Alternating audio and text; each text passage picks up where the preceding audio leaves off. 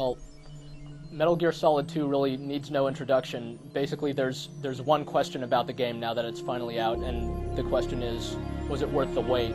And the answer is yes.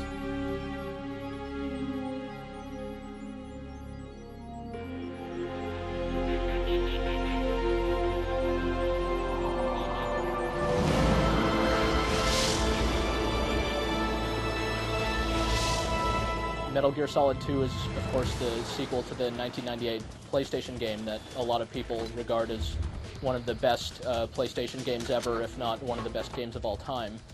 So when Metal Gear Solid 2 was announced last year, a lot of people got really, really excited about it, if not just because it was the sequel, the next chapter in Solid Snake's adventures, then because what was shown of the game when it was premiered was really, really impressive. Really realistic characters, great music, incredibly realistic animation and motion, and some of the things that were revealed or hinted at about the plot just made it seem really, really exciting. The gameplay has already been proven. A demo of the game was released with Zone of the Enders earlier this year. And by and large, Metal Gear Solid 2 does play a lot like that. You're trying to sneak around, you're trying not to be seen because you're alone and you're outnumbered, and the guards you're up against are quite powerful.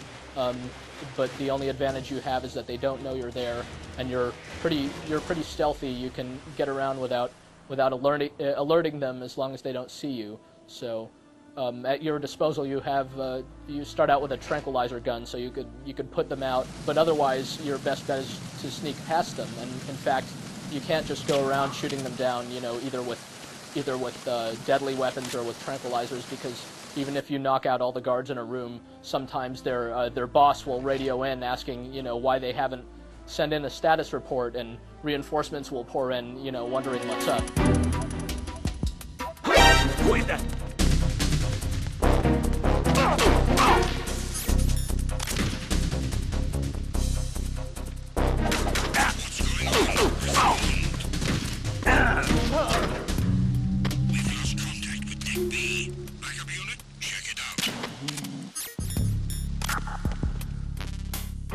I can't talk about the story of the game for your own sake, because it's really one of the best parts about the game, and it's a huge part of the game too. A lot of Metal Gear Solid 2 is spent watching the story, not actually playing the game.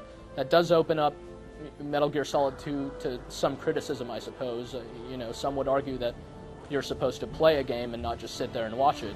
Why not just go to the movies or watch TV or something like that? Well, it's because Metal Gear Solid 2 is better than what's playing in the movies or what's on TV.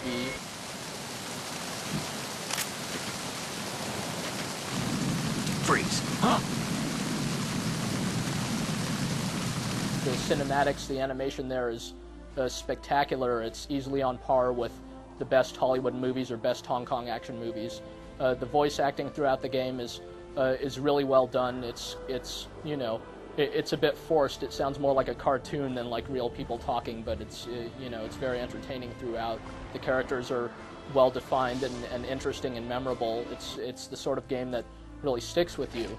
And Metal Gear Solid 2 is considerably longer than the first one. It's closer to 20 hours, probably maybe 15 if you really try to get through it quickly, and less if you skip the plot. But you would never want to do that because the plot is such an integral part of the game.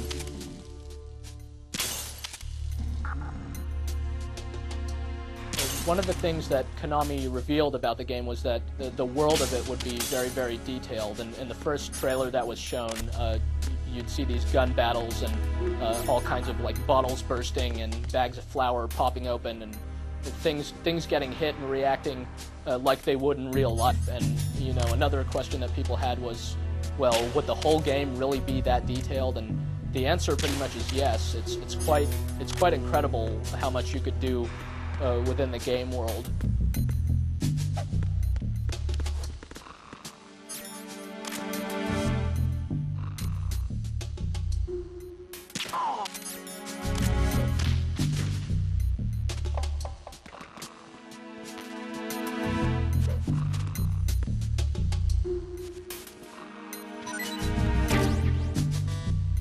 If if you really don't want to buy Metal Gear Solid 2 for some reason, you could get away with renting it. You could probably finish it in a dedicated weekend. But that said, it is a game you'll want to play more than once. You'll want to show it to other people. It's something you absolutely need to play.